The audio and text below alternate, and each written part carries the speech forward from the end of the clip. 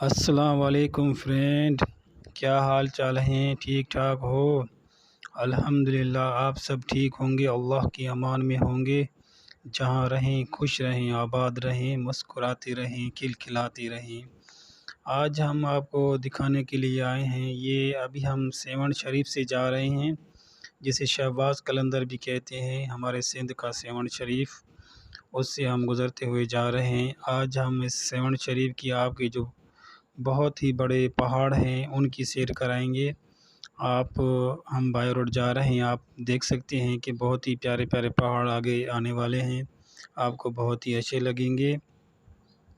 और नाज़रीन, हमारी ये जो वीडियो हैं आपको अगर पसंद आ रही हैं तो ज़रूर हमें बताइएगा और कमेंट्स करके हमें ज़रूर बताइएगा और वीडियो को ज़रूर लाइक कीजिएगा।